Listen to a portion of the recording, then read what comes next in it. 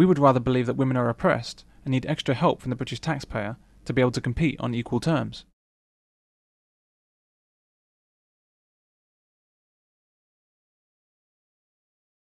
Well, in terms of their economic output, in terms of the things that they construct, in terms of the ideas they have, in terms of the effort that they put into non-child rearing activities, I don't think there's any question that men by far exceed the achievements of women.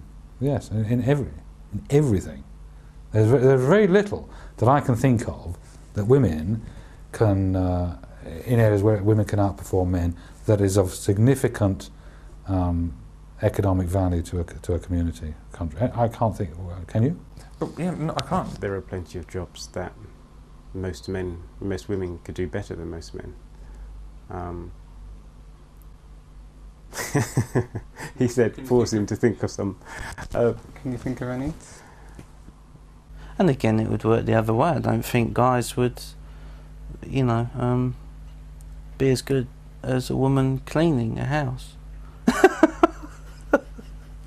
No, I'm only joking. Well, no, I'm only joking. Men and women were never meant to be in competition with each other. Women are not the opposite sex, they're the complementary sex. Whilst it's true that men are better at virtually everything than women, there's actually very little point in making too much of it. The only time such a fact becomes relevant is when women attempt to compete with men, but there's not meant to be any such competition. We're meant to be partners, not adversaries.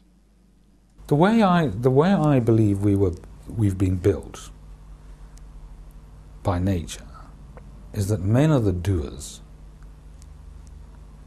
in terms of the world outside of the immediate home, certainly, outside of the nest.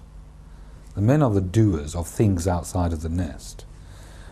And women are the manipulators and the energizers of the men out there. So I see women very much in control. They certainly are in charge of the upbringing of the children. They certainly are the ones who indoctrinate them with their views. I think men and women just seem to fall into their roles, don't they? Their roles are almost predetermined by their genes, you know, their sex, and with, you know, with just who they are, you know, the sex. I think women do just, you know, women will fall into a certain sort of stereotype, and the guys will do their thing, you know. Is that the way it should be, because they're men and women? No, not at all. But I think it just happens. I think it happens. It's evolution, isn't it? It goes back to the caveman days, you know, where the women would, you know, do all the stuff in the cave, and the guys go off and hunt. About 2 or 3 women in the work study department, and I don't mean it in a demeaning sort of way, but they couldn't see out on the shop floor what I saw. I'd go out there and they'd say, well, there's nothing. And I said, can't you see that the whole place is not running efficiently? Don't your eyes? And they couldn't see that. They would notice that Shirley over there had a pair of shoes on that didn't match her dress, and one of them could lip read that she was saying something which I wouldn't pick up on. They'd pick up all these funny little things of what somebody is wearing, or somebody's button, you know, isn't done up and things like that. But they couldn't actually get they couldn't see on the mechanised side of it, the workflow was not running properly.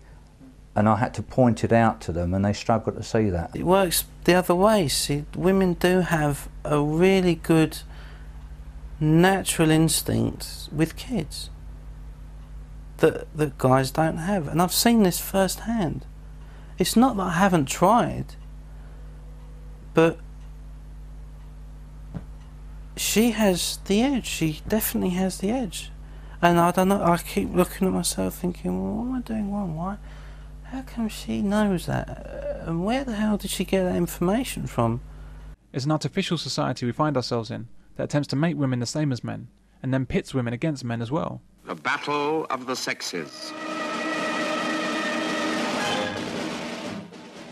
In this timeless struggle for supremacy between man and woman, both sexes lose, children are relegated, and only government and large businesses win. No woman in the workplace is required to wear any specific item of clothing as men are.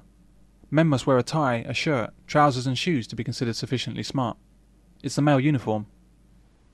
If we dictated to women precisely what they should wear to work, it would simply be called sex discrimination.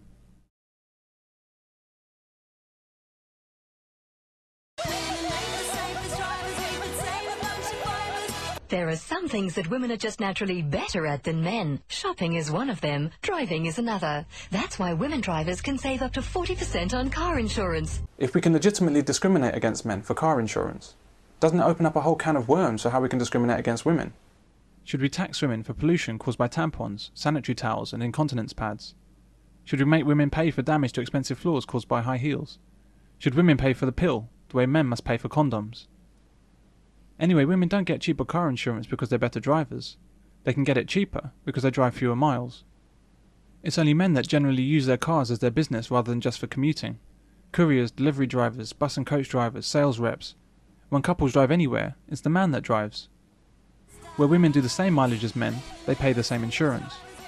But these adverts are calculated to make women feel superior and spend their money accordingly. As usual, women swallow it because they think they're getting one up on men.